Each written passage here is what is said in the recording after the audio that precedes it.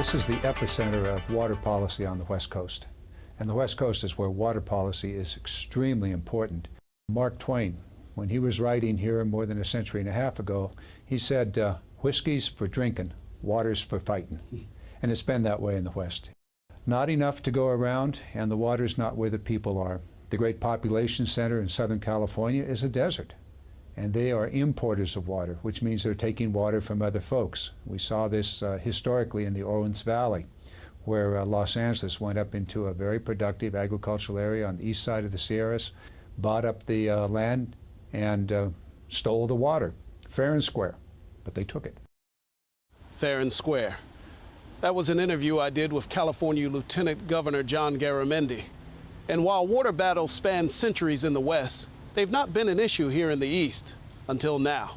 Georgia, Alabama, and Florida are in the midst of a fight that's already taken 20 years.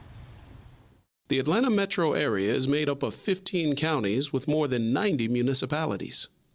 According to census reports, Georgia's population grew from 6.4 million in 1990 to 9.6 million in 2008. That's almost a 50% increase.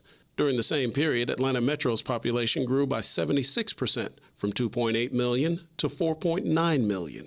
More people mean more homes, more businesses, more shopping malls, more schools, and more hookups to municipal water systems. That led Atlanta to prevail on the Corps of Engineers for water from Lake Lanier. Alabama's position, which I heard them state very recently, is that Metro Atlanta has followed a very irresponsible pattern of growth over the past 30 years. And because of that, they have not managed their water resources very well. We were operating in a fashion that we thought was clearly agreeable to the Corps, and we assumed that the Corps understood what its own abilities are. In 1997, Congress authorized the ACF Compact. That gave the three governors of the three states 6 years to come up with a water sharing agreement. When the compact expired in 2003, no agreement had been reached. However, one was reached between Georgia and the Corps to let the state use 22% of the lake's capacity for drinking water. Alabama immediately sued to block the deal. And then we had a drought, and it was the worst drought in the history of the Southeast. An intense drought gripped the Southeast from 2007 to early 2009. Corn and cotton crops were especially hit hard in Alabama. The state of Florida was plagued by constant wildfires, dried lake and riverbeds. And 55 North Georgia counties went under a level 4 drought response, which restricts almost all outdoor water use. Things became so dire that Georgia Governor Sonny Perdue called on state leaders and residents alike to send prayers up to the Almighty in the hopes that heaven would pour down a blessing in the form of rain. Prior to the beginning of the drought, the Corps put in place what they called an interim operating plan. The interim operation plan Crowler is referring points to a 2006 decision by the Army Corps of Engineers on how to operate Beaufort Dam. The plan had two principal purposes: to provide suitable conditions for the spawning of Gulf sturgeon and to provide adequate flow for other endangered species. Problems arose, however, due to the high level of constant flow required by the plan.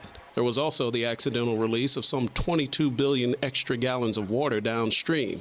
The Corps blamed this on a faulty gauge used to measure water level. And you put all those things together, and that's really what led to Lake Lanier dropping so dramatically back in the summer of '07 and through '08. Mother Nature was kind to the Southeast in 2009. Drenching rains soaked dry, cracked land, replenishing Lake Lanier to standard operating levels, and cooling the heated debate over water somewhat. We have got to make changes here in Metro Atlanta and in North Georgia. We can't just wait until we have another crisis of the same magnitude. We need to be planning every day, every week and month of every year. A statewide water management plan went into effect in 2008. And Georgia's Environmental Protection Division released the Water Conservation Implementation Plan. But there are questions as to the overall effectiveness of these initiatives. I think we need something stronger, something a little bit more binding, and something more sustainable in terms of promoting conservation and efficiency and discouraging more expensive solutions like reservoirs, like desalination, like interbasin transfers. When we talk about water efficiency, we're not just talking about putting bricks in toilets and things like that. We're talking about serious investments in fixing the leaks, in retrofitting old-fashioned plumbing, in making sure water costs what it should cost, this precious resource. In the meantime, what can Georgians expect to see in the near future? Higher rates for water. Water has been, for many years, an underpriced commodity. And with the clock ticking towards the court's 2012 deadline, what's the state to do? Georgia's options are to try to reach consensus with the other states, or, if failing that, to convince enough members of Congress that the act needs to be amended to expressly provide for water supply from Lake Lanier as one of its purposes. This is now 20 years of litigation we're dealing with, so there's a lot of data that's been generated by different constituencies, but I don't know that there is a single uniform set of data that everyone looks to know how to start solving these challenges. There will be some areas such as Gwinnett County that will not have any water available, and there will be other areas where there will be stringent water rationing. We can't handle that kind of a impact to the prosperity of our region. You can't turn off the water supply for 2 million people in the largest metropolitan area in the Southeast. And FEMA can't provide enough trucks with bottled water to meet our needs. So something's got to give between now and 2012. And things appear to be giving way in the form of talks between the opposing parties. On December 15, 2009, Alabama Governor Bob Riley, Georgia Governor Sonny Perdue, and Florida Governor Charlie Crist all met to discuss plans on reaching a water sharing agreement. However, no details were revealed. And with all three governors coming up on the end of their terms in office, time is of the essence.